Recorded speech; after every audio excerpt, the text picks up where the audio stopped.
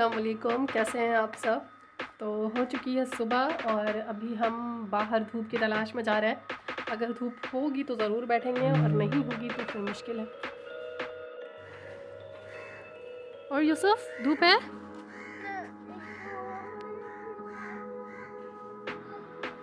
मतलब धूप नहीं है।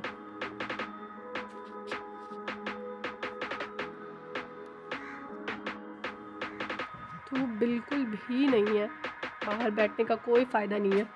और अभी बस देखते हैं कि हम लोग क्या करते हैं। दिन में कोशिश करते हैं थोड़ा सा छत पे बैठेंगे, थोड़ी बहुत छाँ भी होगी, धूप में लेंगे ज़रूर।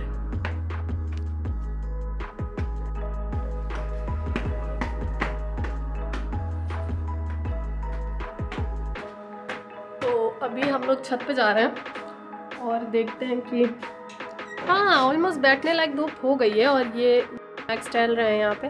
क्या हुआ, क्या हुआ? हाँ हाय, अस्सलाम वालेकुम नेक्सू। तो ये आप लोगों से पहले ही धूप में आ चुके थे और इनको पता चल चुका था कि धूप निकल चुकी है और मेरे छत पे आने से पहले ही ये छत पे पहुंच चुके थे। और सुबह की शुरुआत इन्होंने भी कर दिया, इन्होंने अपना पहला शिकार कर दिया है। तो चूहा मार के ख़त्म कर चुके हैं ये। कर लिया अपना काम। हाँ, ये मैट जो यहाँ पे बिछी हुई है ये इन्होंने खुद अपने दांतों से खींच के रूम से लेकर ये बाहर धूप में ला के रखी है इन्होंने। और रोज़ सुबह होते ही यहाँ पे आके आराम फरमाते हैं और मैट पे ही ये लेटते हैं। इतने नवाब हो चुके हैं ये कि ये सिर्फ मैट पे लेटते हैं, ज़मीन पे इनको लेटना पसंद नहीं है। और अगर ये रूम में होते हैं तो ये ब्लोअर के पास बैठते हैं। बिना धूप निकल आई है तो इनको धूप में रहना है। इस तरह से इंसान तो इंसान, ठंड में जानवर भी अपना इंतज़ाम खुद करने लगे हैं।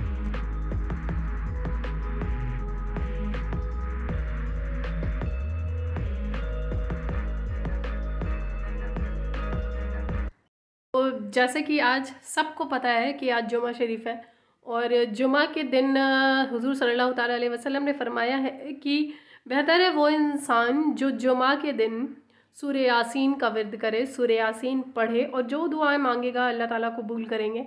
तो सूरह यासीन की फ़जीलत बहुत ज़्यादा है और आज के दिन पढ़ने का मतलब है कि सूरह यासीन को इतना स्पेशल माना गया है कि जुमा के दिन उसे पढ़ना वाजिब किया गया है कि आप जुमा के दिन सूरह यासीन ज़रूर पढ़ें। बहुत बहुत ज़्यादा फ़जीलत है सूरह यासीन की। और भी बहुत सारी चीज़ें हैं आपको जो जुमा के दिन पढ़नी चाहिए, जैसे कि अल्हम्दुलिल्लाह है कि अगर आप 100 मरतबा तस्बीह पे अल्हम्दुलिल्लाह पढ़ते हैं और जो भी दुआ मांगते हैं अल्लाह ताला आपकी दुआ ज़रूर कबूल फरमाएगा। और दूसरी चीज़ थी सूरह जुमा। जी हाँ, नमाज़ पढ़ने के बाद एक छोटी सी आयत है सूरह जुमा, वो आप पढ़ सकते हैं। और उसके बाद जो कि सबसे इम्पॉर्टेंट चीज़ है सूरह कहफ। लोग सूरह कहफ ज़रूर से ज़रूर पढ़ते हैं। सूरह कहफ इसलिए भी ज़्यादा इम्पॉर्टेंट है कि आपको पढ़ने से पहले, किसी भी चीज़ को पढ़ने से पहले आपको ये पता होना चाहिए कि उसकी फ़जीलत क्या है। जब आपको ये पता होगा कि उन आयतों की फ़जीलत क्या है या किन आयत की वजह से हमें क्या क्या जो है फ़ायदे हो सकते हैं, तो आपका पढ़ने में और ज़्यादा दिल लगेगा। वैसे तो हर आयत अपने में बहुत ख़ास होती है, हर आयत अल्लाह की बनाई हुई है, हर आयत अल्लाह ने नाजिल की है, हम बंदों के लिए ही की है कि हम बंदे उसको पढ़ कर तिजारत करके और अल्लाह की राज़ी हासिल करें। तो वैसे बात कर रहे थे हम कि सूरह कहफ की। तो सूरह कहफ जो है उसको पढ़ने से अल्लाह आपके घर पर, आपके दिल और दिमाग पर एक अलग तरह का सुकून नाजिल फरमाएंगे। अल्लाह ताला ने फरमाया है कि जो सूरह कहफ हर जुमा को पढ़ता रहेगा तो अल्लाह उसके घर को सुकून और इत्मीनान से भर देंगे। तो इस वजह से आप सूरह कहफ हर जुमे को पढ़ें। कोशिश ये करें कि कोई भी जुमा नागा ना हो सूरह कहफ पढ़ने से, क्योंकि हमारी ज़िंदगियों में ऐसा होता है कि हमारे पास सब कुछ होता है, हर वो चीज़ होती है जो ज़िंदगी गुजारने के लिए ज़रूरी होती है, लेकिन कहते हैं ना कि कई बार ऐसा होता है कि हमारे पास वो सुकून और इत्मीनान नहीं होता। सब कुछ होने के बाद भी हमारा दिल बेचैन होता है, दिमाग बेचैन होता है, हमें समझ नहीं आता कि अभी क्या कर सकते हैं, क्या नहीं करना है। सारी चीज़ें हैं हमारे पास लेकिन उसके बाद भी सुकून नहीं है। तो इस चीज़ के लिए सूरह कहफ को बनाया है अल्लाह ताला ने। अल्लाह ताला ने कहा है कि आप सूरह कहफ जो है हर जुमे को पढ़ें तो बहुत ज़्यादा फ़जीलत होगी, आपके दिल को सुकून मिलेगा। और जो दूसरी फजीलत है सूर्य कहफ की वो ये है कि अल्लाह ताला ने फरमाया कि सूर्य कहफ पढ़ने वाला हर शख्स दज्जाल के फितने से महफूज रहेगा। एक बहुत बड़ा फितना है दज्जाल का फितना, जिसमें बहुत सारे लोग फंसे हुए हैं। हम सब भी कहीं ना कहीं उन चीज़ों में फंसे हुए हैं। तो अल्लाह ताला ने फरमाया है कि जो शख्स सूर्य कहफ पढ़ता रहेगा हर जुमे को, तो वो इंशाअल्लाह दज्जाल के फितने से महफूज रहेगा। सूर्य कहफ के बारे में हुज़ूर सल्लल्लाहु ताला अलैहि वसल्लम ने फरमाया है कि जिस शख्स ने जुमे को सूर्य कहफ पढ़ा, तो इस जुमे से और नेक्स्ट जो जुमा आने वाला है उस जुमे तक उस पर नूर की बारिश होगी। अल्लाह ताला उसे नूर से महफूज रखेंगे। और बहुत बड़ी फ़जीलत है ये कि आप हुज़ूर सल्लल्लाहु ताला अलैहि वसल्लम ख़ुद फरमा रहे हैं कि एक जुमे से दूसरे जुमे तक, जब तक वो जुमा नहीं आ जाता, आप पर नूर की बारिश होती रहेगी। तो ये कुछ छोटी छोटी फ़जीलतें हैं जो कि सूर्य कहफ के बारे में हैं। और अब बात कर लेते हैं सूर्य जुमा की। तो सूर्य जुमा पढ़ने की भी बहुत ज़्यादा फ़जीलत है। तो सूर्य जुमा जो है वो बहुत ही छोटी सी आयत है, 2 पन्ने की आयत है। हर जुमे को हम उसको पढ़ सकते हैं, इशा की नमाज के वक्त भी उसको पढ़ सकते हैं। और उसकी फ़जीलत ये है कि अगर आपको किसी भी काम को करने में वक्त की पाबंदी नहीं हो पा रही है, तो आप इस आयत का विर्द करेंगे तो इंशाअल्लाह आपको बहुत फ़ायदा होगा। वक्त की पाबंदी को बनाए रखने के लिए आप सूर्य जुमा का विर्द करें। आप उसको रोज़ पढ़ सकते हैं। कहा गया है कि 40 मरतबा रोज़ एक बार इशा की नमाज के बाद पढ़ सकते हैं। 40 दिन तक पढ़ें उसको, तो इंशाअल्लाह वक्त की पाबंदी आपको हासिल होगी।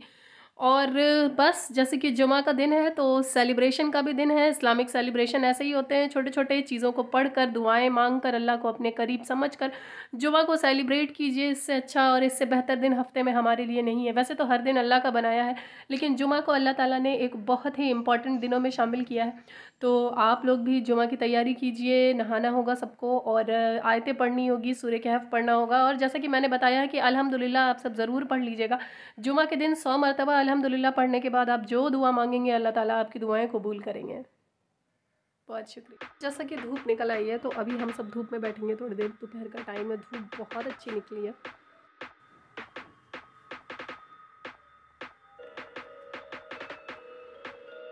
बहुत मज़ा आने वाला है। इस तरह ठंड की धूप में बैठकर इबादत करने का मज़ा ही कुछ और है।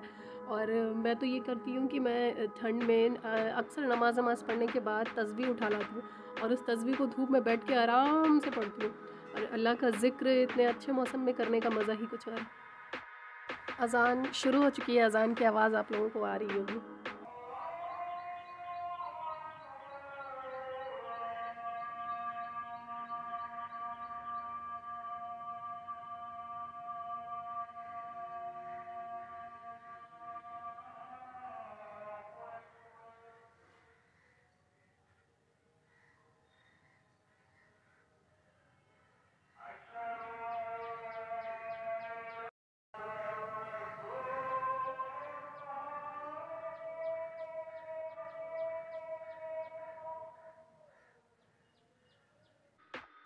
तो हो चुकी है अज़ान और अब हम सबको करनी है बहुत सारी इबादत, क्योंकि अब ये दिन जो है वो आपको नेक्स्ट हफ्ते ही मैसर होगा और अगले हफ्ते क्या, पल पल का पता नहीं कि कब कौन कहाँ हो।